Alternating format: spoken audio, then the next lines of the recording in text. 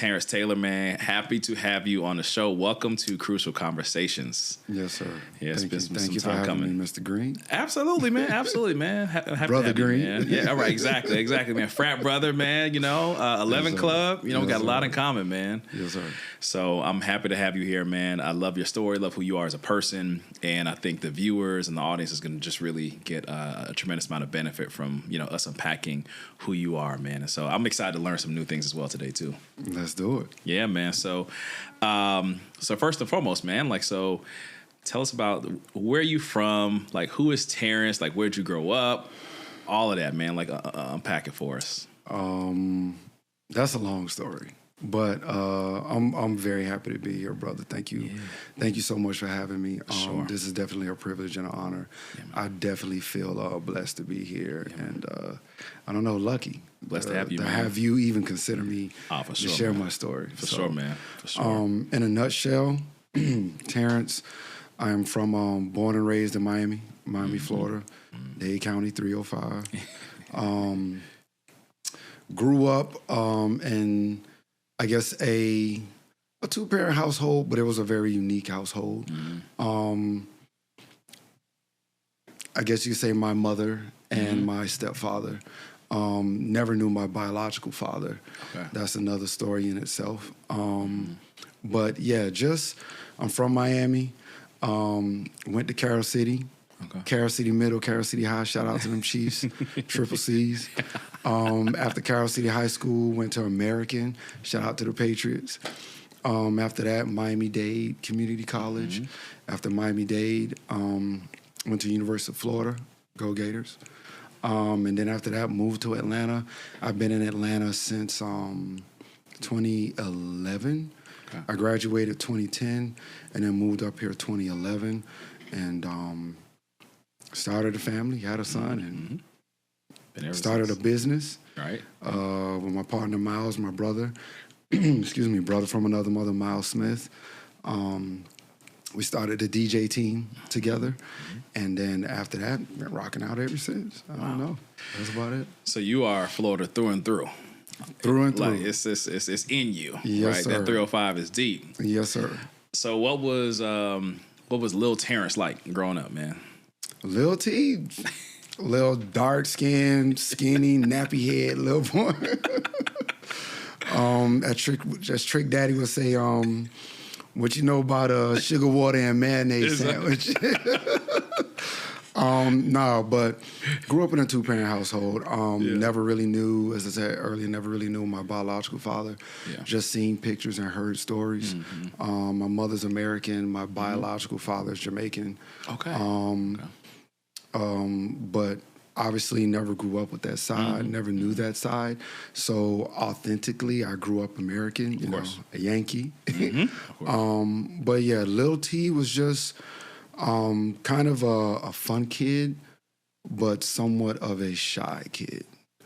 I was always a people person, extrovert. I love people, interact with people, but because of the strained type of childhood that I had growing up, it was kind of like, if I would describe it, kind of like double Dutch. Sometimes I was in, and then sometimes I'll pull out, and I'm in and I'm out, and what have you. But it was fun. I have a little brother, Aaron Hudson. I got two older brothers from my stepfather's previous marriage. So I have two older brothers. Then there's me. Then I have a younger brother. Then I have an adopted sister, Tanisha. Shout out her as well.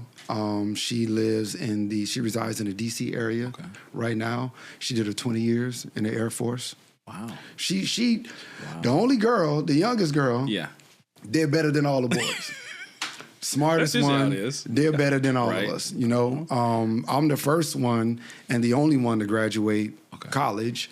But then right after me being the only one is, baby sis, she graduated, did her thing, went to the Air Force, graduated as, I think she finished as an E8.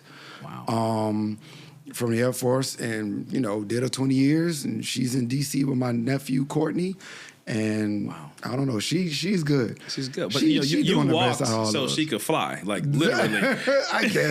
I guess. Hey, I didn't say it, sis. He said it. So I mean, but I'll take the credit for it right now. But yeah, she's awesome. She's blessed. And I saw your tag. She's Trini. She is. She's okay. Trini, yeah. Some good people. Yeah. Yeah. So okay. shout out to Trinidad. Yeah, for sure. To for sure, right. Of course. Carnival, all of that. You got Trinidad and Jamaica. You got all the flavors of the island, man. Yeah. That's what's up. Did you play any sports growing up? Basketball. Okay. Ball is love. Yes. I played the 1 and the 2. Played at American High. Did a little bit with James Jones. So if you're familiar with James Jones, played at American High School back there in 94, 95, 96. Went on to the University of Miami. Yeah. And after he did that, he got drafted by the Phoenix Suns. Yep. And then, he played with LeBron, the Cavs, and blah, blah, blah. Went on over, won a chip. Yep. And then as you can see, he's president, of the affairs over there at Phoenix Suns. So played basketball for a little bit. Wasn't in the band, but I hung around a lot of people that were in the band. Yeah, okay. Played tuba for a little bit. Okay. I don't know. That's about it. Basketball, band. So where do you feel like your love of music came from? Because I know, and we'll touch on it a little bit later, now, DJing, and we talked about the fact that you had your own radio station, internet radio station for a while. You clearly love music, and you love seeing people enjoy it as well, too, right? Yes, sir. Because I know that's got to be the spirit behind a DJ, right? It's an act of service, really. You're watching to make sure people are having a good time. Where do you think that love of music came from for you? When I was a kid, man, first of all, my mom, Sharon, she actually got a full scholarship to college for music. She used to sing. Of course, grew up in the church. A&M Cohen Temple down there, downtown. Miami down there by the Miami Arena, the old Miami Arena. A&M Cohen Temple, the late, great Bishop Cohen. Grew up in church. Uncle was in the choir. Yeah. Had about 3 cousins that was in the choir. Had another cousin on the drums. My auntie was on the organ. My grandmother was on the piano. Y'all like the Jackson 5. Right? we were very, very involved in the church. And my other cousin played sax. Shout out to Lodge, Larry. Larry and the FAMU Rattlers over there. He's went on tour, and he's got Grammys, and not Grammys yet, Grammys to come, but he's got platinum records with the recent Summer Walker album. Okay. Family members, saxophone, drums, everybody. Michael Irvin played with Brian McKnight, played the keys for Brian McKnight, all of that, man. Family is, so as far as the music question, that's just, it's very deep in the family, from being instrumental, vocalist, or just, being involved in many different facets. And after being tied in that, I don't know, just found the love. The first time I fell in love with music was, vinyl.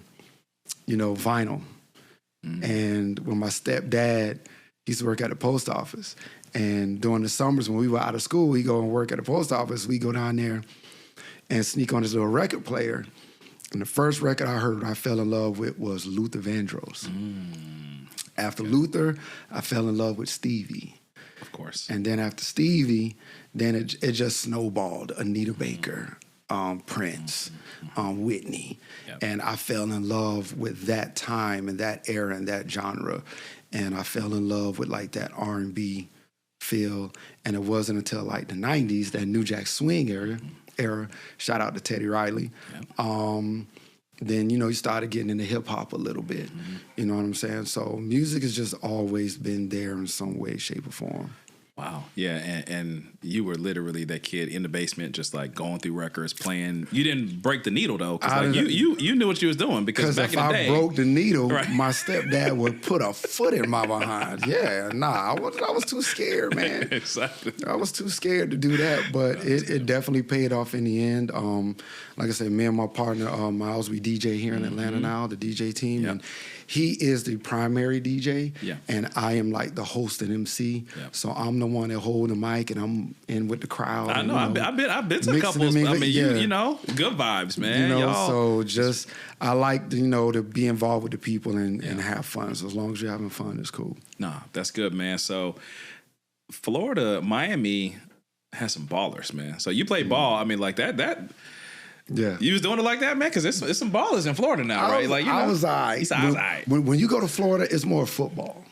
Okay. I lived in Liberty City for a little bit, so right over there. I tell people all the time, you ever watch First 48? Yep. And you see First 48, they talk about down in Liberty City and Opalaka and Brown Subs and the pork and beans. That's me. That's me. I live right around the corner from the pork and beans, right there next to Charles R. Giroux and Edison and that whole area over there. That's where I grew up. Between there and Carroll City. After I left Carroll City, I went on that side and lived over there for a little bit with my grandmother, who eventually passed away from cancer as well. Okay. I'm quite sure we'll get into that later, but yeah, did that for a little bit, and I don't know, man. I've been all around. What do you love most about Miami and like growing up? Like the food. The food. Okay. All right. Just the authentic food.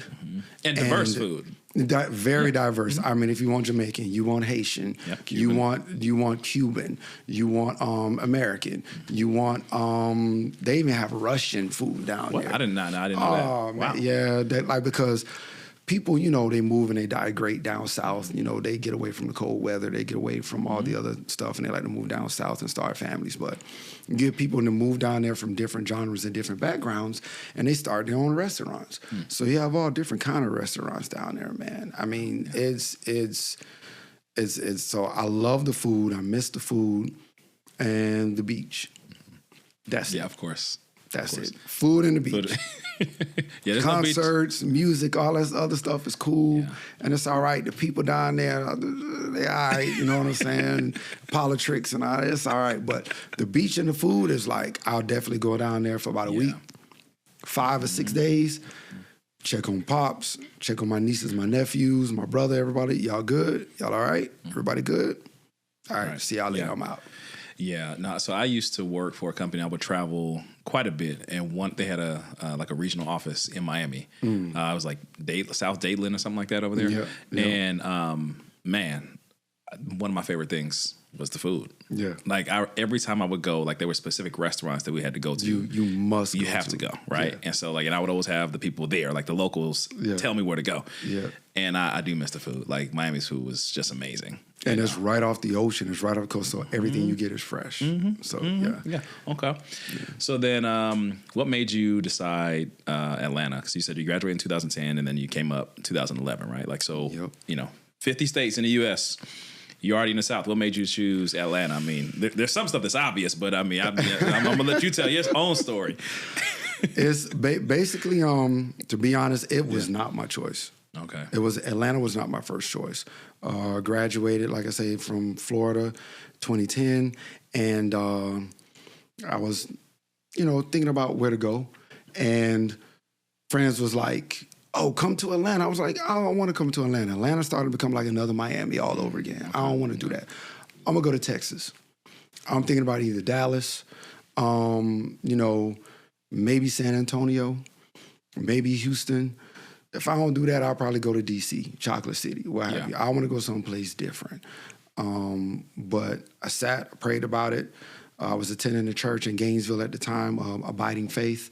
So attending Abiding Faith and the pastor, Pastor Colbert, we talked about it, prayed about it, fast, talk, prayed fast, talk, prayed fast, talk, prayed fast. And I'm just being obedient, following instructions. And every time I was being obedient, the one thing that kept popping up was Atlanta. But I'm like, Dad, I don't want to go to Atlanta. But everything kept coming up Atlanta. And I was like, all right, I'm going to trust you, and I'm going to be patient, I'm going to follow. So I end up moving here, graduated with 2 degrees. My first degree was at youth, I guess, at-risk youth. So family youth sciences. A lot of people relate that to social work. So that's my first degree. And then my second degree is from the School of Architecture, specializing in urban city planning. So, but at that time, I tried to go into urban city planning using that architectural degree. But of course, that was when political seats were changing. Okay. Obama was, getting into office, and infrastructure and economy was bad. So I couldn't use that degree. So I used the other degree, dealing with kids and at-risk youth. So I came up to Georgia, did that for about maybe, 4 or 5 years. And, it just wasn't paying the bills. It's great. Mm-hmm. Morally and inside, you love to get that rush from kids. And it's like, thanks, Mr. Terrence, for helping me out. And I was going astray. And it's cool. But on your spirit and on your mind and your heart, it tugs at it. Really, really, it takes a toll on you. And I would go to church, I would pray, and I would cry for these boys. I mean, boys that are like Bloods, Crips, Gangs Disciples, meds 3 times a day, schizophrenic, bipolar, mentally, sexually abused, in and out of the system, in and out of court, all that kind of stuff. And it weighs on you, especially when you build a connection with these young teenagers, these young boys. Yeah. And just to get that feedback like, hey, thank you for giving me that tough love that I never had. Look at me now. I'm taking care of my daughter. I have my own business. I made my mother proud of me. I made this. I've done this. Thank you. Thank you. All that's great. But it wasn't paying the bills. Exactly. So that's when I had to go back and use the architecture degree, which is what I do now, which is construction project estimating. So I'm a project estimator here in Atlanta, and I do a lot of the buildings downtown and basically in the southeast that you see popping up everywhere. I work on stuff like that. Got it. Man, thanks for sharing that. So I know I shared a lot right there. No, you didn't even ask that. No, it's good. It's good, man. I appreciate you unpacking that. What got you interested in, like family sciences and that work? Because of my childhood. Like I said, I grew up single mother. It was just me and mom, and then out of nowhere comes this man who wants to marry my mother, eventually being my stepfather. How old were you at that time? He took care of me since I was the age of 1. So I was literally just an infant, just a baby. I was 1 year old. And he moved in, married my mom. And since the age of 1 through 10, he's the only man I knew. But things changed once I reached like 10, 11 years old. And it became rough and more apparent to not only myself, but other people in the family, to where people were saying, even his own sister and his mother was like, I see what you're doing to Terrence, and that's not right. I see how differently you're treating him, and that's not right. I see how opposite how you treat him versus, Aaron, my little brother, who's your real son. Other kids. Like, you don't treat him the same, and that's not cool. And he was being called out for it. A lot of stuff growing up, and we got into a lot of brawls, a lot of scars, punching walls, hitting stuff, and, seeing a lot of stuff that, I want to use my words wisely. I should say that as a young child, things that I should have not saw happen on how not to treat a woman. So, and growing up, seeing some of those crazy things in the household, I was like, dang, how you gonna do my mama like that? Really? Is that how you supposed to treat a woman? And it was quickly I learned through my cousins and my uncles, my older cousin uncles, no, that's not what you do. Here's the correct way. Here's how you do it. Here's what you don't do. And as a man, here's how you stand. Here's what you do. Here's what you don't do. At the end of the day, as a man, you only have 2 things. Your word and your last name. Mean what you say what you mean, and you stand on it. That's your word. You have your last name because your last name is your legacy. If no one can trust your word, then how can they trust your last name? Your last name and your word says everything about you. And you live on that. If you can't promise it, don't promise it. Think before you speak. Think before you promise and say something, put your foot in your mouth. Otherwise, just fall back and don't say it. So that's what kind of got me into it, by just a rough childhood, beatings, abuse, things, dealing with women and stuff like that. Yeah. And I always told myself, I say, God, make me out to the man that you see fit for me to be. I don't want to be like this. I don't want to do this. I want to do things the right way, God. So if you ever bless me to where I'm lucky enough to have a kid or a child, a family or whatever, please, by your will, have me do the right things the right way. Wow. So, and I just wanted to share that with, I guess other kids from what I went through, and say, hey, there's no excuses. If I can do it, you can do it. Mm-hmm. Hell, if Obama did it, you can do it. You have negative 100, not zero. Right. You have negative 100 excuses. I don't want to hear it, bro. Yeah. If I did it, you can do it. If he did it, you can do it. Yeah. You know how many times people said in my face, even my own stepfather was like, you're not going to graduate high school. You will end up to be just like your dad, homeless on the street, living up under the bridge. My biological father strung out on drugs. Never knew him. Like I said, just heard stories and seen pictures. But come to find out later on, he ended up homeless, fighting drugs, living up under the bridge downtown by the arena. And I was like, I don't want to be like that. But it's messed up that you have people in your own family or people that you still, close, you feel close to, and they tell you stuff like, you're not going to make it. You can't do this. You won't do this. You'll get close, but you won't succeed. I take that. I swallow that. And with tears in my eyes and with a heavy heart, I say, cool, thank you. Yeah. Got you. Yeah. Appreciate it. Thank you. Man, because, sometimes the people who are closest to us can actually cut us the deepest, right? Like it's our family, those who are around us, and it leaves you questioning, like, is this intentional? Like, am I reading that wrong? Like, aren't you supposed to love me? Like, what is this about? And it's confusing. I can imagine, like, you probably struggled feeling like you wanted to protect your mom and the women in your life as well too, growing up, but you probably weren't of age to, right, at that point. And you talked about kind of just swallowing it and just saying, okay, like, having that grit and saying, okay, like, here's what I want to do. My question for you is, you seem like you always had a really like deep relationship with God that, like, as you're reflecting back on it, like we all lived and had, lived our lives, but what kind of carried you through? Like, what gave you this? Was you just want to get out of the situation and want to do something different? Like, but you recalled and said that, hey, like, when I get of age, I want to do something different. When you have so many things like coming at you a certain way, like, where did you see the blue sky? Like, it can seem cloudy. Like, where was that inspiration coming from? As a youth, as a teenager and a youth, I would say it came from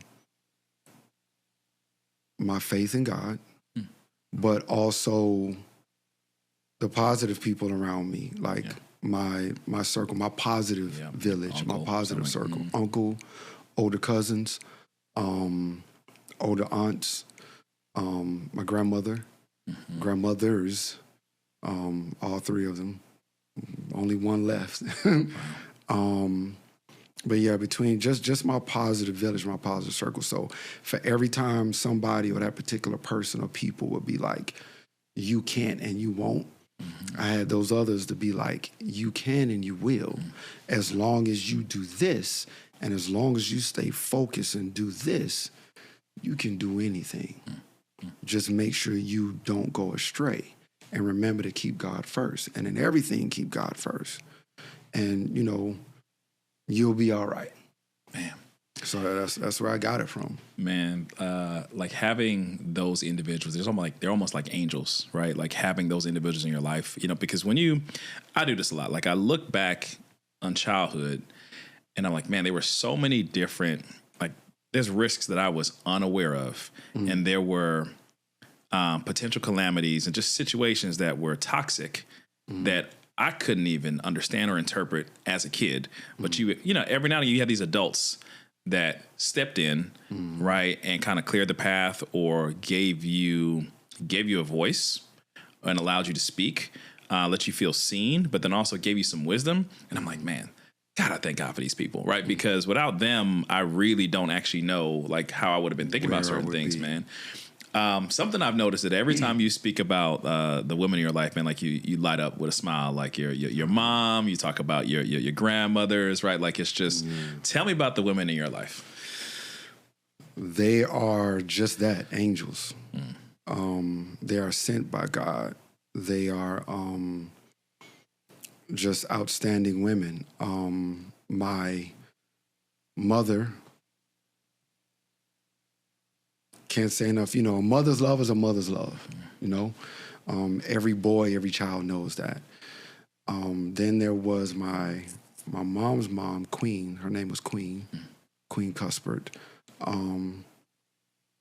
She, in a lot of ways, when my mom was dealing with the difficulties of her marriage and going to work, and when she got pregnant with me in college, she had to drop out.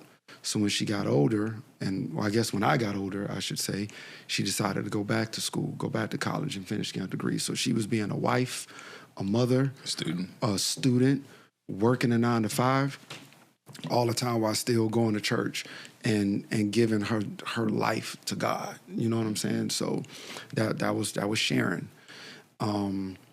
Sharon was raised by Queen, you know, a country lady from Georgia. Right. You know, which part of Georgia? Statesboro. Okay, yeah. Statesboro, Georgia. Okay. And you know, those women are just incredible. All women of God. Yeah. That's, you know, again, faith. And then last but not least, there's Grandma Jerry, which is the last one alive left. And, you know, we'll text, or, you know, she'll call me. If I go too long, she don't hear from me. She has a little soft voice and, baby, how you doing? Very, very soft, but even though she's soft, it's powerful. Yeah. You know, just women of God. So whenever I light up, because they've all impacted me in some way, shape, or form. Whether it was when my mom was too busy, I would stay with my grandmother, Queen. And then no matter who I was with out of the three, I was always in church. Always in church, no matter what three I was with. But they all gave me something different and instilled in me something different. But no matter what it was, as far as like how you take care of your household, how you take care of yourself as the man, how you take care of a woman, how you take care of kids, no matter what they taught me about life, they all had the same foundation, which was God and love. And with God and love, then falls everything else. And that's just the way I was raised by those three. So they mean so much to me, along with, you know, some of the other male influences like my Uncle Larry, cousin Kennard, my cousin Kenny, and a lot of other, you know, men in my life that, you know, played a factor. You had a good village, man. So your grandma's texting you, man? How old is Grandma Jerry? Grandma Jerry, Grandma Joseph is, oh my God, I don't want to lie. Oh, but she's texting. Yeah. Oh yeah. She's texting, phone call. Yeah. Oh yeah. Grandma good. She Gucci. Look, my folks don't even, my in-laws for sure don't text, but Grandma Joseph has to be at least in her early 80s. Okay.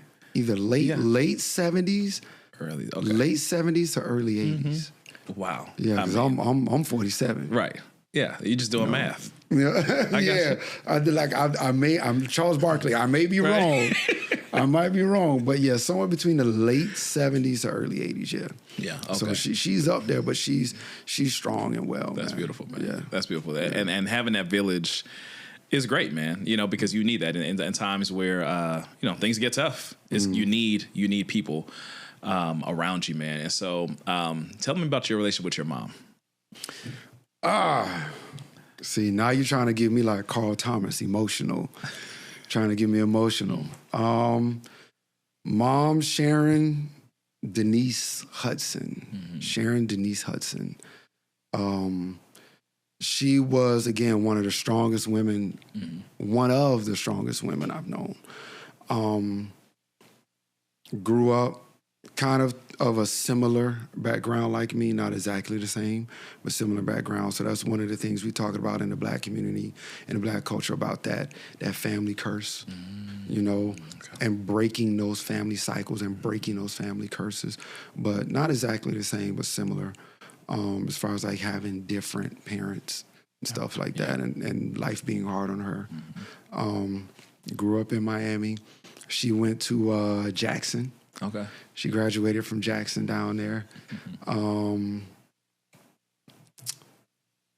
She was, like I say, she was a mother. She was a wife, hard worker, woman of God. She cooked. Oh my God. Oh my God. You talking about somebody that can cook. So the family, when it came around Christmas or Thanksgiving, Sharon, you cooking? If you're not cooking, I'm not coming. Oh, wow. If you're not cooking, I'm not eating. Or yeah, I'm cooking. All right. I'll be there at 3:00. Right. She was a baker. She was everything, and I've learned how to cook between her and my grandmother, Queen, the old school country. So everything I do is from scratch. I don't do no out the box stuff. Only thing I probably do out the box is like that Jiffy cornbread. Right. Yeah. Now Jiffy cornbread hits. Yeah, but I'll do that out the box. Everything else is from scratch. So I learned how to cook from Sharon and Queen. But yeah, she baked. She did everything. Baked for the church. Her and my grandmother, they baked for the church. They cooked for the church. They cooked for everybody. Cooked for the block. People would call it, hey, I need a sweet potato pie. I need a peach cobbler. I need a pound cake.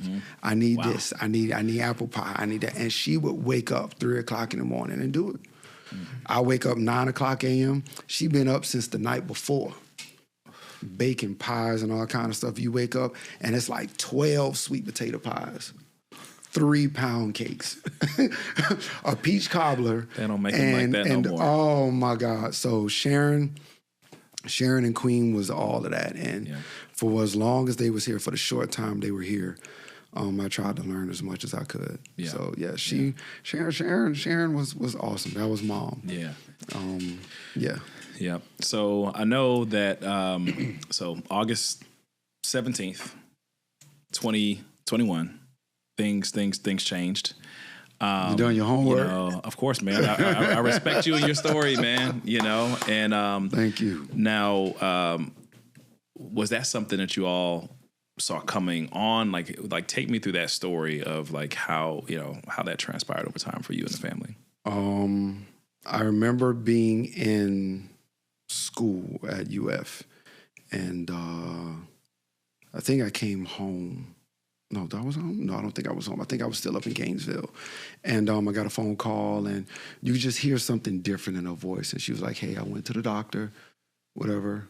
Heard some news, but everything's okay." You know, a parent, they tell you. I'm worried. I don't want you to be worried. But they don't, right. They don't, they tell you, but they don't tell you because they don't want you to be worried. And you in school and she wants you to finish, she wants you to graduate. So, but when I came home, she was like, the doctor told me, I've been diagnosed with cancer.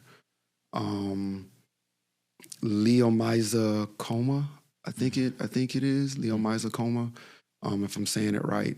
And it started off, which leads me into the other thing why I'm so passionate about health overall, but women's health, is she had, like a lot of them, especially Black women, they have fibroids. Turns out that some of the fibroids were cancerous. She had those, but they said, don't worry, everything will be all right. We're going to get a hysterectomy. All of that's going to be removed. We're going to catch it early, and I'll be fine. Don't worry. And, but you still, you hear that C word, everybody's still panicking. That doesn't make it any better. So we did the best we could with helping her, making sure her diet, she exercised and stay away from certain things. And she had the hysterectomy. But what the downfall was, and this is why I educate Black people overall to make sure not only do you take care of your health, but do follow-ups Please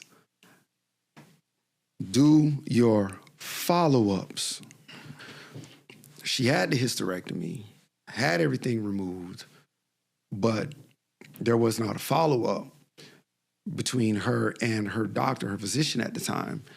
And by not doing that follow-up, there's a residue of some white cells that were left behind. You're supposed to go in and kind of scrape off, that excess, whatever, just to make sure that everything's gone. And that didn't happen. So come years later, this time it comes back, and it comes back full force. So it's spreading. It started off in as fibroids down there in her stomach, in a woman's, parts area. And then it went to her hip. Then from her hip, it starts going to her kidneys and everywhere. Now it's in her bloodstream, her blood system, and it's just going everywhere. And then before you knew it, the doctor was like, initially, he was like, we give you no more than like 5 to 10 years. And we was like, we respect you, but you are not the final say-so. We know somebody a lot more powerful who has the last say-so, and we're going to put our faith in him. Doctors gave her no more than 10. She fought and stayed around for about 2022. Wow. So just the fact of her beating the odds of the 10, living an extra 12. Yeah. You know what I'm saying? Yeah. So that in itself was grateful. That time was very hard and difficult because not only did her and I have a bond with everything that we went through, of course, as a mother, but because of our life and what we went through and the hardships of everything between her marriage and, life and everything. We definitely had a strong connection. And then when my son was born in 2014, she also had a connection with him. Yeah.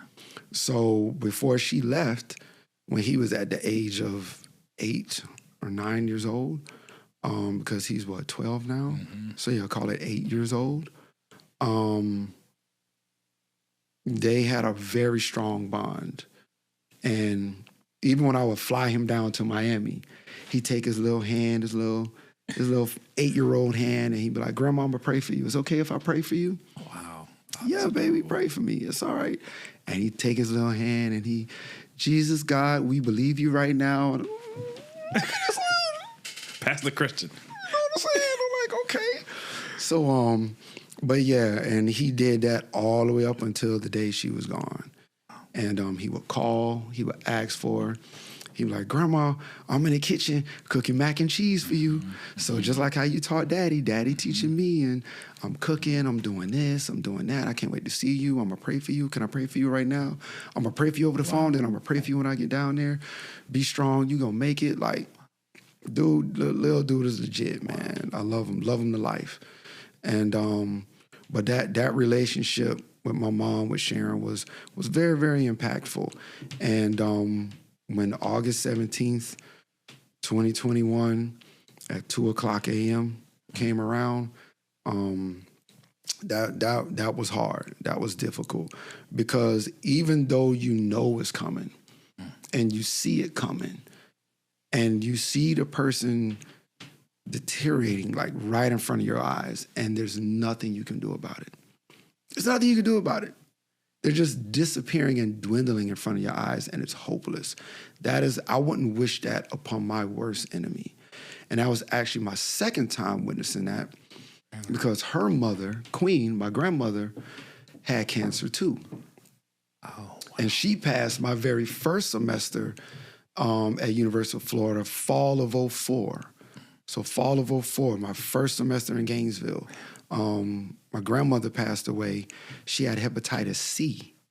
So in the 70s, she was in a bad car accident. And, back then, they didn't check blood. They didn't scan blood. Right, no. You got into a bad car accident, you needed blood, they just gave it to you. Right. Oh, she need blood, she died. Give it to her, blah. They didn't check for blood type or nothing like that. She was fine. And like I say, that was in the 70s. Fast forward to the early 2000s, it came back as hepatitis C, and it came aggressively and took her out quick. And that happened my first semester. Had a lot of mental issues. Yeah. I know we talk about church in my village. Again, shout out to Miles Smith, my brother, while I was at UF. My pastor at Abiding Faith while I was in Gainesville. All of my circle and my people that helped me during that time. Marcy, who also passed away, Raylani and the whole Calypso crew, Janie, what's up, Calypso at UF, what's up, the whole Calypso crew. They helped me with that because I was in a dark space. I mean, dark space. Mm-hmm. I was in a dark space. And I was like, how you gonna take away the woman that practically half raised me when my mom wasn't around? She taught me everything I know. My grandmother was one of those people in the school books that they teach them about water fountains and dogs and spraying water hose and scrubbing floors for white people for 50 cents a day, $1 a day. On the farm living and picking cotton and all that other stuff. All this stuff in the history books that they teach our kids in school, my grandmother lived it. I used to sit in the kitchen and talk with her for 3 hours at a time, and she'd tell me about all these stories about white people, this and that and all that other stuff during, civil rights movement. She lived it. Mm-hmm. So to get that knowledge from her, I made a promise to her I would never disrespect her or any of my elders that went through that for us. So yeah, that was a dark, difficult time because I lost her. And after I lost her in 2004, 2005, mom gets diagnosed. Right. Yeah, I started doing the math, and I'm like, yeah, she would have been about 44 at the time, somewhere around there. No. So it was like one thing after another. First it was grandmother, then it was mother, then it was this, then it was that. And I was like, God, I can't take this no more. As a matter of fact, curse you. I don't even believe in you no more. I was raised in the church. I was brought up in the church. Yeah. And as much as I love you and I do everything you ask me to do and everything I'm supposed to do and that you tell me to do and you do this, forget you. Yeah. Yeah. I'm a smoke out. Yeah. I'm a drink. I'm in college. I'm a party. I'm going to do whatever. Mm-hmm. Because obviously everything I've been doing don't matter anyway. And it wasn't until I got real dark that I bumped into Janie and Marcy and that Calypso crew at UF, where they got me to that church, who met that pastor, who when I went to him, he was the pastor of the church, the president of student affairs at the college, and then last but not least, he was like, where you from? I'm from so-and-so. Who your mama? Sharon Hudson. Oh yeah, I know your mama. Come here, give me that paper.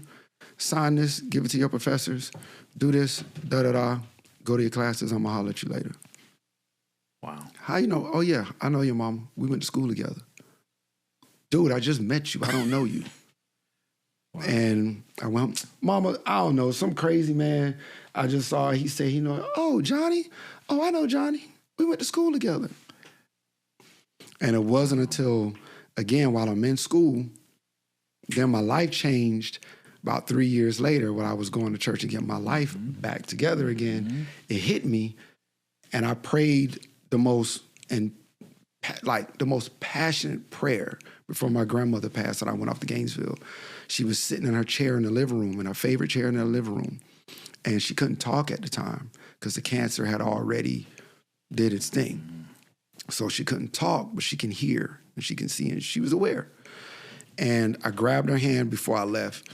And I found myself bawling and crying and asking God, if you allow me to go to college and be the first man and be the first boy from the family to graduate and finish and let her live long enough to see me, I promise God I'll do whatever you want. I'll do whatever you want. Just don't take her away from me. I promise. And it didn't hit me till years later when everything I started to do the math, and I was like, he know my mama. He's the president at the student affairs, so he knows everything I'm doing. And he's my pastor. I prayed a prayer for him to come up here before me, set the atmosphere, so that way I can stay focused and get myself right. Oh, that's what he did. Yeah. Without me even realizing Wow. it. And when you at your lowest, he was there. He was there, and I didn't even realize it. And he put and set those people in place, and that village in place, without me even realizing it, to help me stay afloat.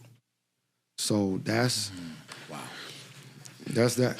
Man, I appreciate you sharing that, man. That is, I don't even know the words to describe the story, man. This is your story. I'm interested in, what is Caribsa? Caribsa, Caribbean Student Association. Okay, yeah, that's what I thought. University of Florida, yeah. Okay. Caribbean Student Association. Yeah. So how did that help you? It sounds like that you were bottoming out, and that was one of the groups and one of the crews that kind of just like extended family. Yeah. That's what I would call it. Extended family. When you're down and out, you got people there. We all know when you in college and you hungry and that FAFSA or financial aid, hasn't hit yet, or, you struggling or whatever, they were there. When you're accountable and you failing out of school and you messing up in your classes, T, why you got a D in stats, bro? Why you messing up in physics? Why you messing up in Calc 1? Don't you know there's tutoring? I don't want to hear no excuse. Yo, there's resources here. Why aren't you using your resources? I don't want to hear it. You know what? We going to party. You gonna stay here and study. I was like, what? Yo, I don't want to hear that. We going to party. Yeah. You stay and study. As a matter of fact, Miles coming. Miles, you got the car? He taking the keys. You can't go nowhere. Wow. You can't go nowhere. Study, bro. We're not going to allow you to come up here, fail, and mess up when you know you have goals and things you need to do and things that you prayed about, that you promised that you wanted to do. So we have this thing, something called, where we're going to hold you accountable. Wow. And that's what they did until I finished. Man, I needed friends like that. I was the instigator. You know what I'm saying? So I'm like, man, why were my friends? Oh, because I was the problem. That's why. Nah, not you, Bro, Kurt. Look, hey, man, look. Not you, Kurt. God has done an amazing work on me. He ain't through me yet, though. But he's done an amazing job. Yeah. So I got one more question for you, man. What would you say? What was lost when your mom passed? What would you say was lost? The same thing everyone loses, a friend, love, a sense of love, a sense of, I don't know, that real close friendship, that companion, like, I won't call it companionship, but like, that motherly love, that friendship, that bond, the teachings, the wisdom, the lessons, the wisdom, a lot of that was lost. I still have her on my phone. I still have her voicemail. When she called me on that last birthday. When you wake up and you feel, and it finally hits you, you don't get any more birthday calls. You don't get any calls that say, baby, I love you. Merry Christmas. Happy Thanksgiving. Hey, I'm just calling to check up on you, thinking about you. It hits you, and you realize it's not there anymore. Mother's Day come around, it's not there anymore. It hits you, and it's the friendship, it's the love, it's the wisdom, it's all that stuff. Playing with the grandkids, all of it. All of it. There's that old saying, there's nothing like a mother's love, nothing. And fathers are great. I'm a father as well. Yep. Fathers are awesome. But fathers is nothing like a mother's love, someone who carried you in the womb. Yeah, yeah. It's just different. Well, man, I can tell you that, when I see your posts on Facebook, man, every year and in August, and then I think January 30th is her birthday, if I've got that right. Boy, you. I respect you, man. You know what I'm saying? I respect you. I respect you, man. You good, yep. And you do an amazing job of honoring her, each year. Like you, we all have a lot of friends, and most of us have experienced some really painful, deaths in our lives.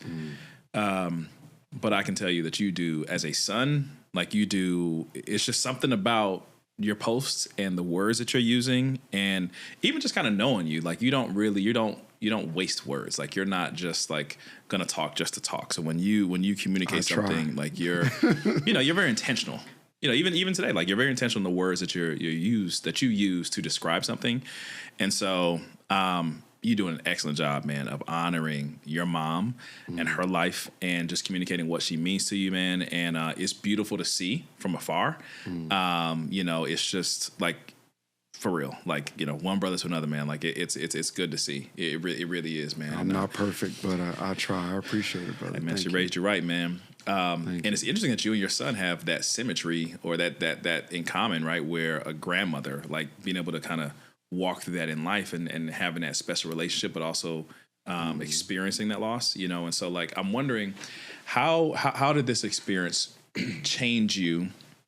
How did how did it change you? Like what changed for you as a part of this, right? Once you got through the healing, right? What shifted for you? What was a new outlook you found yourself having? Well, the healing process has an end. Yeah. The healing is forever ongoing.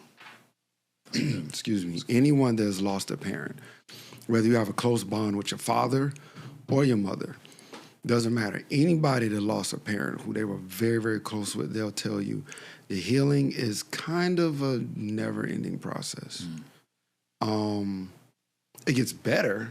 Yeah. It's never but over. It never really just goes away.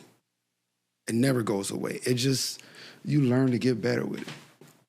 One of basketball legends, Kara Lawson, has this slogan called "Handle hard better."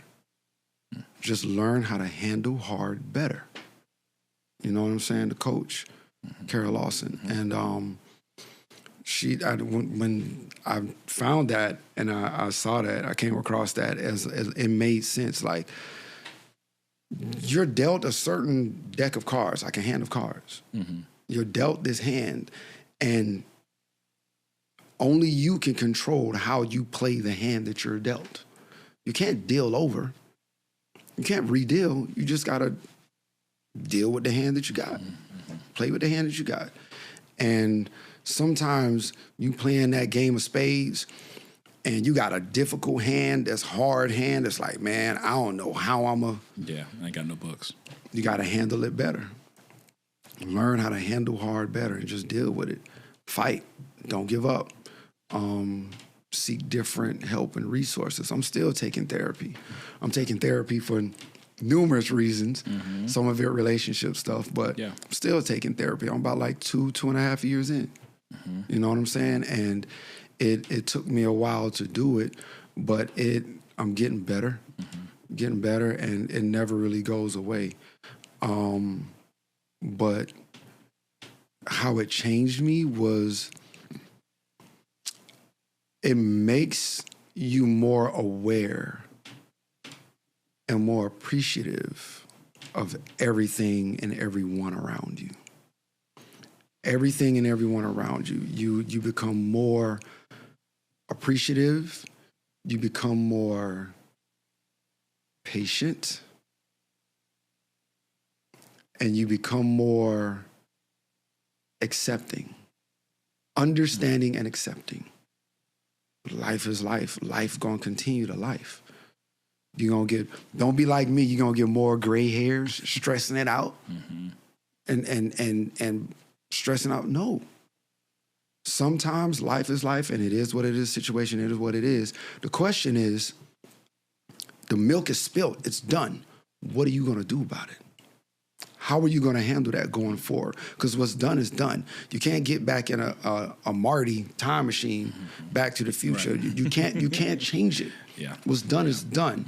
Now moving forward, what are you going to do about it to make things better? And make sure that as you make it better, you don't make the same mistake again. You may fall and stumble, and it may be similar mistakes, but it won't be the same mistake again. And you learn as you go. Yeah. You know, so that's what it changed for me. Just understanding life, appreciating life, not taking life for granted, not taking people for granted, and just being the better, not only individual and person as a man, but continuing to be the better father I can be. Especially when, you know, like I told you in the beginning, from not knowing who my biological father was. Right. All I know is he was, while my mom was being, you know, in the hospital and the doctor saying push, he laid up with another woman and denied me and said, that ain't mine. You know, that ain't mine. And funny story. It's funny because about 2 years ago,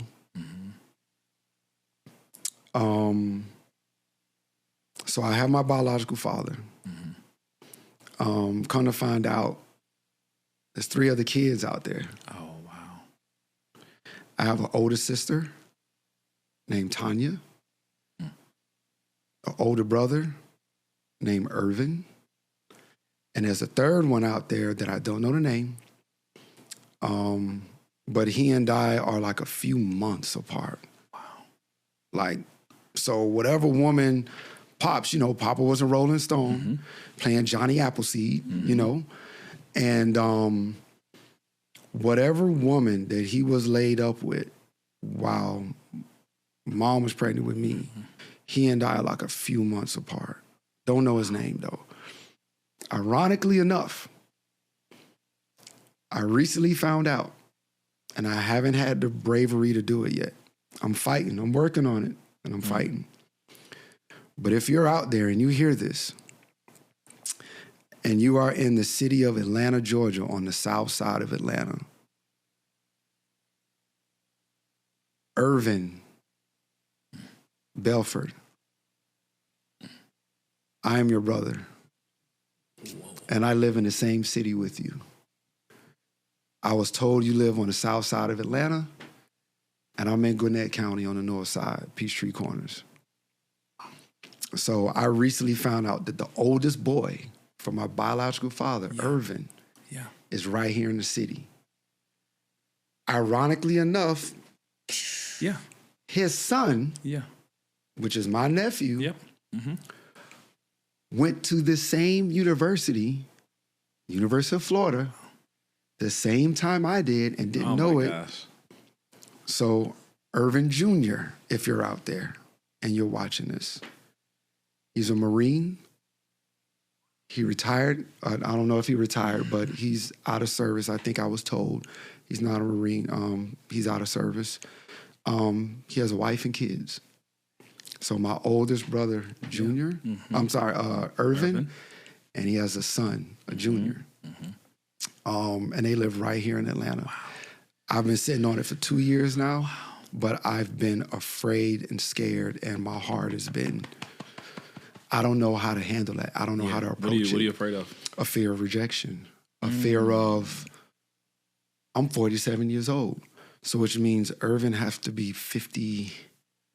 If I'm 47, he was 10 years, 12 years older than me. So he's 58, 59. Close to 60.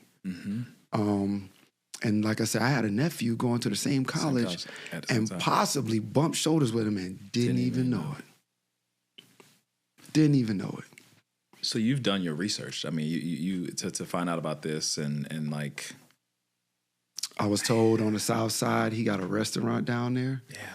And he is I guess one of the people, I don't know if he's the owner or one of the people that runs a car club. One of the car clubs down here on the south side. So when you see all these cars just racing in these huge car clubs, it's probably his car club. Wow. I just haven't had the bravery to do it yet because again, I'm going through therapy. Shout out to my therapist, Mr. Malcolm. Going through this as a kid, my whole life I've been dealt rejection, and what I'm not good enough, and this and that. So now it's like I'm 47, but some of that stuff still lingers, and it still hurts. And it's a wound. It's a wound that it's hard. Yeah. It's like a scab. It's a scab. Yeah, it's a scab. Yeah. So I'm working on it, and hopefully after this, I'll get the courage to actually reach out. But yeah, he's married. He has a wife. And everything. I know it all. I just haven't had a chance to step up and be like, hey, I'm your brother. Yeah. And he's like, okay, nice to meet you. Bye. Yeah. All right, what do you want from me? Yeah. You 47? Right. I'm 60. Yeah. What doesn't matter anymore? What do you want from me? It's all kind of scenarios that I'm fighting, and demons and stuff that I'm fighting of just, rejection. Because I can remember growing up as a kid, I always told my mom, like, I want to know. I want to know. I want to find out. I want to find out. I want to know. I want to know. Now here it is. I know, and I'm scared. Yeah. No, that's real. Look, 11 Club, if you decide that you want to go, I will go with you. If you need somebody to go with you and you decide that you're going, I'll go with you. That's you just, if that's what you want, you make the call and hey, we'll go together, man. Because you've come too far. You know what I'm saying? You've come too far, and I can tell you want it. That is something that you're interested in, right? Like you're just your philosophy dictates that you unpack these things, and so man, that's the offer I put on the table for you, man. You know what I'm saying? We can talk through that another time, man. You know what I'm saying? For sure. But that's appreciate it, for real. Yes, sir. That's for real, man. Wow. So there's so many questions. I know it's so much. Here's what I would ask. We never really went in depth like this before. No, I mean, this is great. And that's what this is for, man. These are, and so like, it's funny. Somebody mentioned I'm this open. To me. I just don't want to run out of time. Run over. We good, man. I was on a text thread today, and somebody actually was like, man, I love the name of the podcast, man, Crucial Conversations, because there's a book that's called Crucial Conversations, but it's with a C. But the purpose of it is like, when there's high stakes conversations, right? Like when you're at work or in a professional environment or someplace, or not even so much a professional environment, when you have to have a difficult conversation, right? And the stakes are high, it's risky, like, and the emotions start. Like what are the mechanisms? What are the tools? Like what do you do to be able to kind of make it through? And that's one of the reasons why I wanted to have this space, is because I feel like as Black men, like all this is inside of you, right? And I know you well enough to know you're not sharing this with everybody, right? And it's like, but you're processing, you're thinking through it. You're having conversations with a therapist. Like you're doing all the work, still thinking about it. Also trying to be a dad. I think in our last conversation, you started a job like last summer sometime, right? Yeah. You know what I'm saying? So learning curve there. All those things are going on, right? And it just shows the tremendous complexity of being not just a Black man, but a man, right? And we don't unpack that enough, right? Where we're just taught to just like keep going, stop complaining, like, definitely don't quit, but like there's not as many spaces. And I think that's changing in society, right? Because there are therapists who are making themselves available for us. I thoroughly believe in therapy. I believe in therapy. I believe in retreats. I believe in books. I believe in self-improvement in whatever form that looks like for someone, because it looks differently for different people.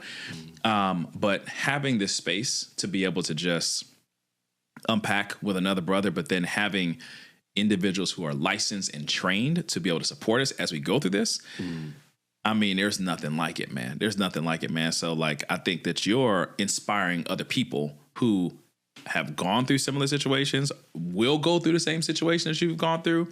Like your voice is an inspiration, and we need these voices to be able to shine a light for other people who are in a really, really dark place, right? Because everybody needs that. So I'm curious, man. Like, so I appreciate you for having the space, man. I agree with you 1,000%. So thank you. absolutely, man. I mean, we're all just trying to do what we believe God has called us to. Like, ultimately, that's what we're all trying to do, right? We may like fight it, you know what I'm saying? But ultimately, that's really what we're trying to do. And I saw something else today that said basically like courage is not the absence of fear. It's the decision and the realization that like there is something more important than the fear, right? Like there is something more important than the fear.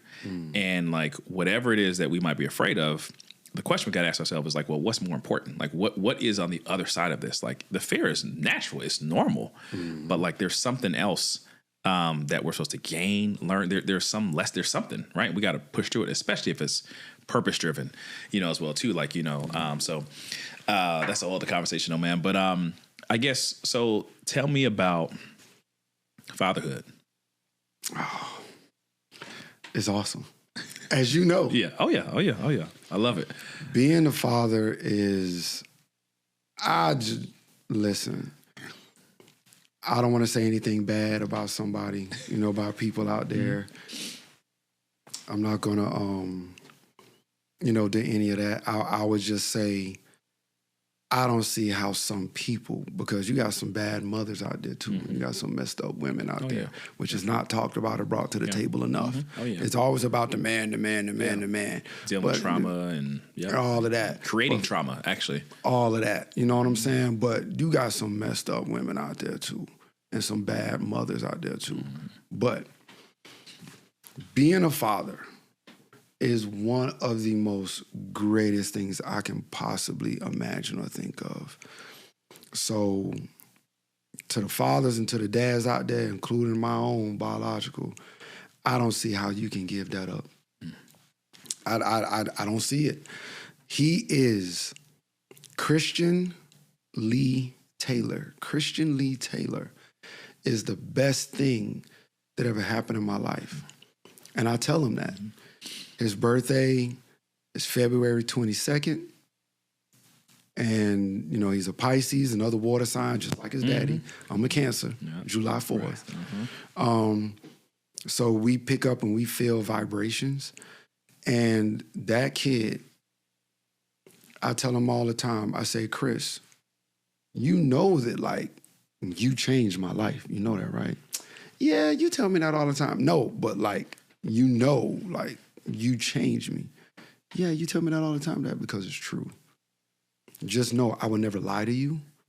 I will never take you for granted. I will never manipulate or do anything. I will always tell you the truth.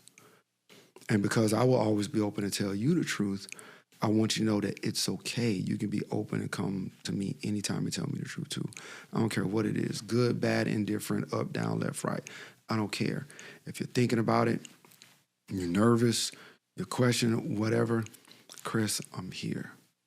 Because I never had that. Even with my stepfather, I never had that.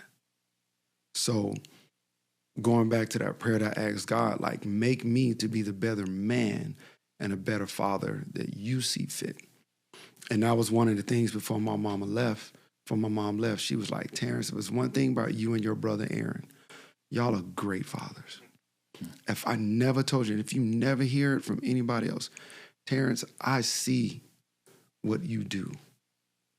And in ways what you do with Christian, and ways that what Aaron does with his kids, y'all fathers have never done with you. So being that it never happened with you, but to see you guys pick it up, learn from it, what I was telling you, learn from it, learn what to do or not to do, or to how go about doing it. She said to see y'all pick it up and just do the right thing. She said, y'all are excellent. You're great fathers. And that meant everything to me. Of course, I bawled. But fatherhood is so great, man. Chris, 12 years old, 6th grade. We're going through the whole middle school adjustment now, from elementary school to middle school. So that whole adjustment, girls getting into that now. But yeah, no, man, good. Baseball, we got 5 chips. Okay. Wow. He got 5 chips. He got 3 rings. He got 3 rings and He's 2 like trophies. Derek Jeter. He's like Mr. October out here. His favorite baseball player is Jackie Robinson. Okay. But good. I like Christian. You ask him, so who's your favorite baseball? You know, Martinez look at and that. you know all that. He's like, nah, Jackie Robinson. Oh yeah, on and off the field. Let's go, Christian. So he's good, man. He got 3 rings and 2 trophies. So we got 12. 5 chips total. Wow. At 12, he's been playing since he's been 6? Yeah.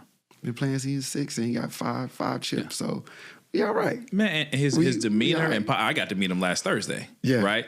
And I mean, like that handshake was so firm. I'm like, man, he's like, hi, yeah, I'm Christian. I'm looking me in my, I'm nervous. I'm like, man, like he's just very confident, very, sure about himself, well-spoken, man. Like you are doing a great job. I met him for 15 seconds and I was like, man, like impressive. We got Kappa Leaguers. We're trying to get to that point. And he's just got it natural, man. And so I appreciate it. Yeah.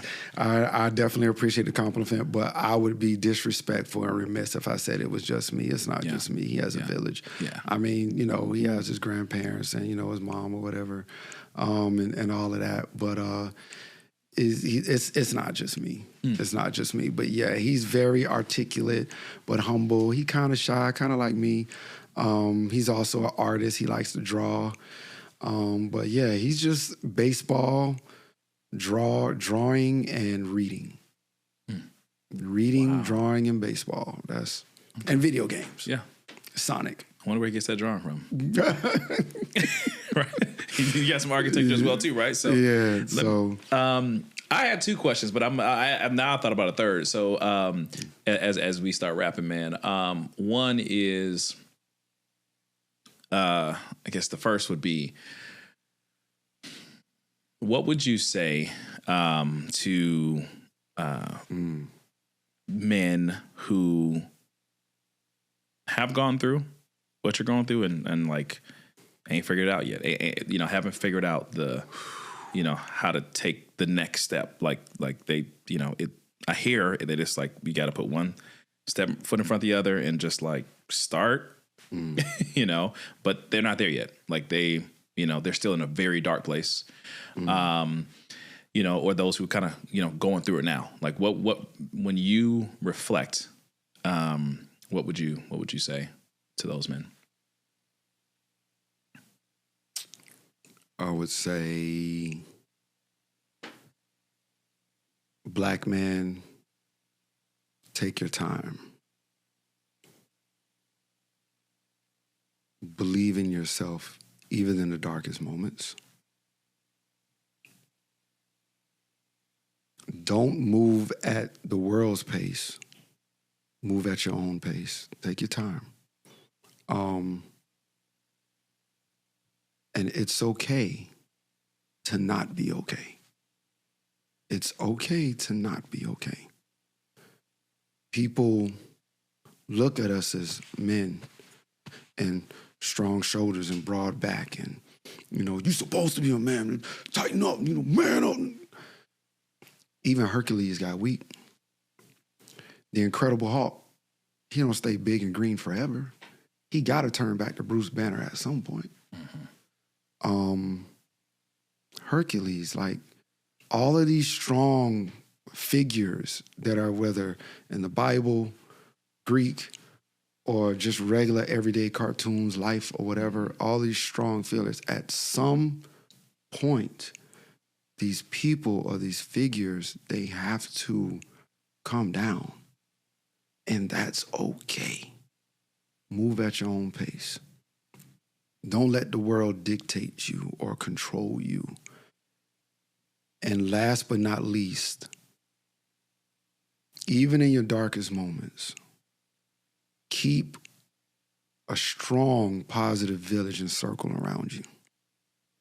That was one of the things, going back to the things when I was in college and I was going through my dark moments. If not for that strong village around me, when I was going through, God knows where I would be. If not for my son in recent situations, in recent times, if not for my son being here and me having my son having something to live for, I'm telling you now, I don't know where I would be. I probably wouldn't be here. But the only reason why I'm here, why I'm still here, and what saved me was that little 12-year-old boy in my village. So, black man, I would say, if you're in this situation, or if you're not there yet and you feel yourself getting there, take your time. Don't let nobody rush you. Do for yourself and move at your own pace, but keep a village around you and stay strong. Mm-hmm. And sometimes it's okay to not be okay, which means seek counseling, seek therapy. In the black community, we have this thing, and that's why, brother, I give you your roses and I give you your flowers while you still can, like while you can still smell them. And having a platform like this for black men, because you're right, we don't have it enough. Women have it all the time. Mm-hmm. Women have all kind of outlets, and estrogen this and girl and going out and blah, blah, blah. Y'all have all kind of stuff. Black men don't get stuff like this. Yeah. And if we do try and get it, the first thing they do is shame us and ridicule us. Mm-hmm. Yep. Oh, well, what kind of soft bitch has me? Right. Oh, well, what kind of soft whore has me? Yep. Which one you want? Mm-hmm. Are we too weak for you? Yeah. Or are we too strong for you? Mm-hmm. Ain't nothing we can do is ever good enough right for you. Right. So black man, don't worry about that. Worry about self.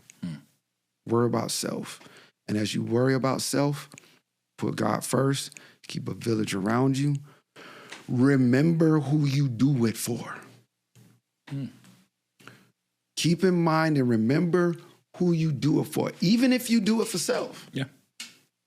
I do it for, to each his own, everybody's different, their own thing. Right. But for Terrence J. Taylor, yeah, I do it for my son, and I do it for my ancestors. Yeah. Between my ancestors and my son and my village that I know they got my back, yep, that's who I do it for. Yeah. If you're not in my village, if you're not in my positive circle, my positive people, you can kick rocks with no shoes on in the middle of 75. I don't care. Tie your shoe on 95. I don't care.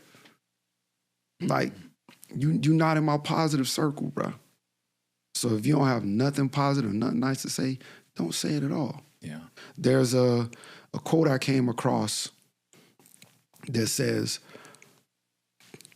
a person or people that leave you in darkness can never show you or lead you to the light. Ooh. But the people that leave you while you going through your darkest moments and you at your low, or like how you say, the closest people to you is the ones that cut you and hurt you the most. Because you'll say, they'll never do that. Yeah, they don't mean that. That's not what they'll never, this my, yep, they'll never do it. Be the same one to be like, dang, they did it. Mm-hmm. Again. Mm-hmm. So a person to leave you in darkness can never show you or lead you to light. So I got a question. When you talk about the village, man, and this is one of my final questions as well, but let's go. When you think about in this era of denouncing and people having, convictions, maybe completely valid for them, like what's true for them is true for them, right? Mm-hmm. But finding reasons to, not be a part of the D9 organizations, right, for various reasons. Talk to me about, I know several of your line brothers, stand-up gentlemen, right? One is my big brother. And so talk to me about, like, that village and that circle and what they've meant to you, D9 specifically, or just overall village? You joined Kappa Alpha Psi Fraternity Incorporated. Yo. Right? Yo to the Noops. And that was a year after, yes, sir. Right? And so how has this group been part of your newfound circle? Oh, man. Why is fraternity life important to your healing? I didn't know it at first. I didn't know fraternity, this fraternity, Greek life would be important. I didn't see it as important at first. I was fascinated with Greek life watching A Different World. That's real. I was like, listen, I'm gonna keep it 1,000. I'm gonna keep it 100. You know what I'm saying? Like, when I was a kid, when I was a teenager, Hillman, Spellman, you know what I'm saying? Yeah. All of that. And watching Bill Cosby, The Cosby Felicia Show. Rashad, and all of them. She's so fine. Oh, yeah. I mean, look. If there was a prototype. I don't want to get nobody in trouble. Exactly. But yeah, when I first was introduced to it as a teenager was through Different World and Bill Cosby. But it wasn't until I was interested at UF, at University of Florida. I was interested. But it wasn't until after I graduated and I moved to Atlanta. Yeah. Shout out to my pro fight and you know, Derek Westry. Hey, there you go. European cut. Yeah, European cut. And it wasn't until I moved up here and ironically enough, doing my DJ business, I bumped into him. That's how he and I became friends. Okay. With his Derek Westry, his family reunion, then birthday parties, then at the time, you know, his wedding. I did his wedding when he got married and all that other stuff. So I was introduced to him in that part.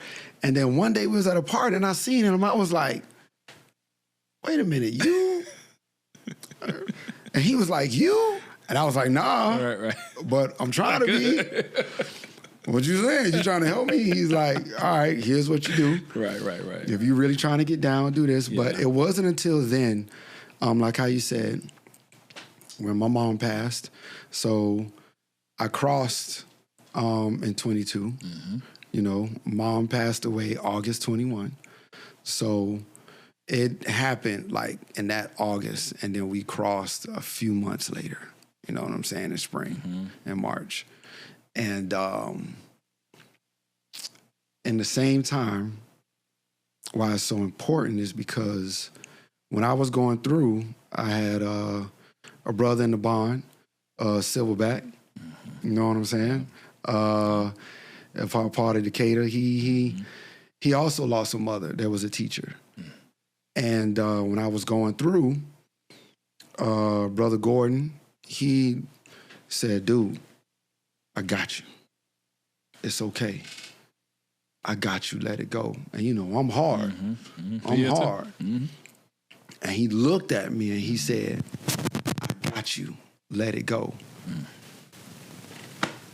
And he gave me like that. I got you.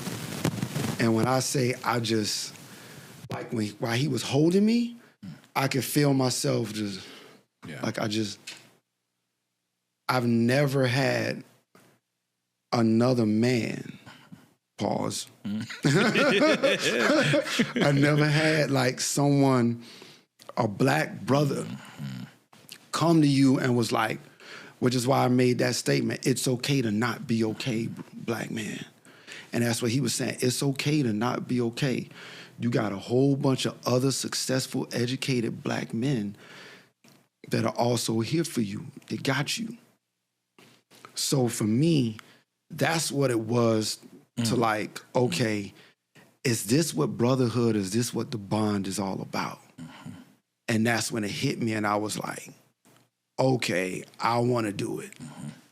And not only do I want to do it, but I want to do it with Decatur. You know what I'm saying? And so for me, I think that's what it was where it finally hit me, where on the fraternity Greek life side, it was like, not only do you have these group of people at D9 that are educated, black, successful, networking, doing things about family, about, you know, all the positive things that, you know, as a culture that we supposed to be about. We doing all of that. But not only that, I'm willing to help you. And even if I don't know, if I can't do it, I'll introduce you and take you to somebody who can. If I can't, we gonna find somebody who can. And it was that for me. And that's when I knew, like, you know, not only as far as like D9, but as far as like Kappa Alpha Psi Fraternity Incorporated, I was like, this is it. And they helped me through that whole process.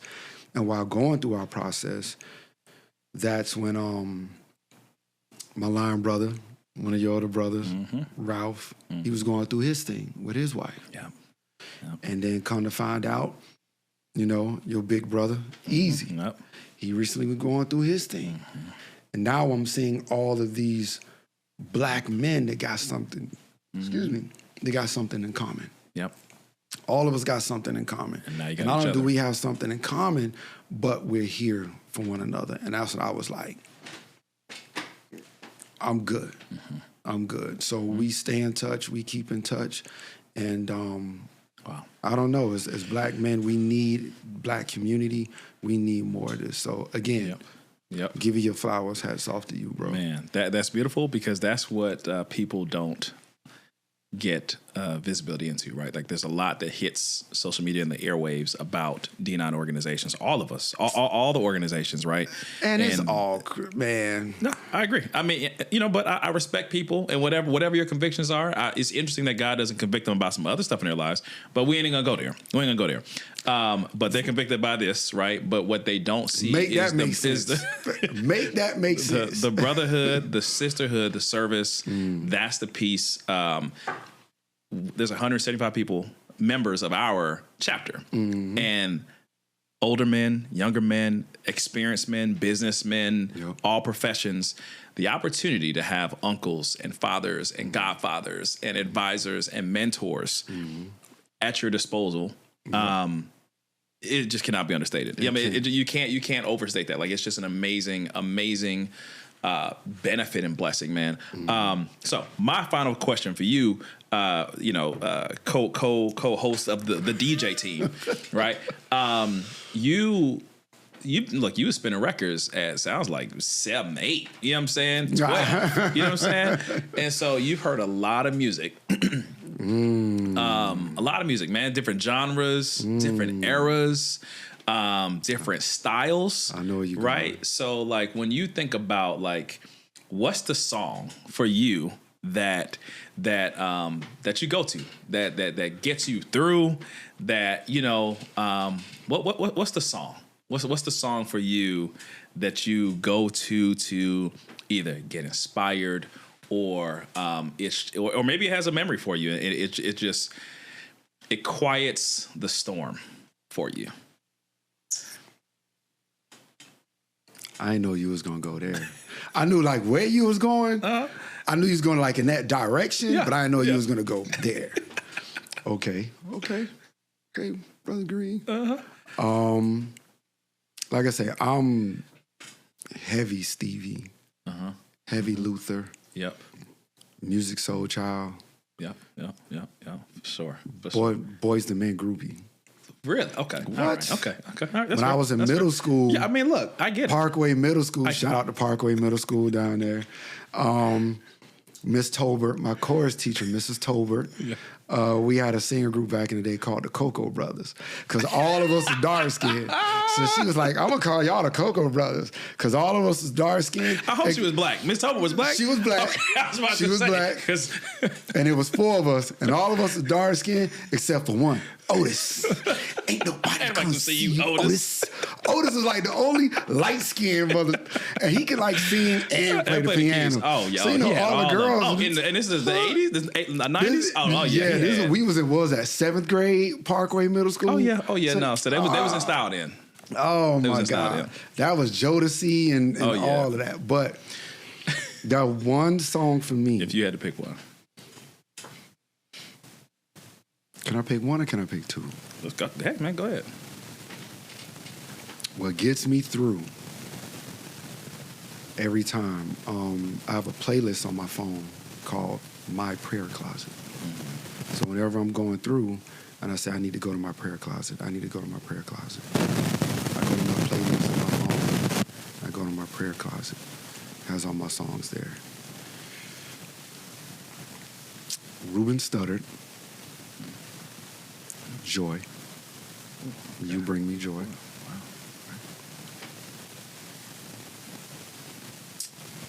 And the second one would be the version of what's his name? Why am I drawing a blank? Why am I drawing a blank? PJ Morton. We got the DJ stumped, y'all. We got the DJ stumped. PJ Morton. PJ Morton. That's my dude. Shout out to PJ Morton. That is my dude.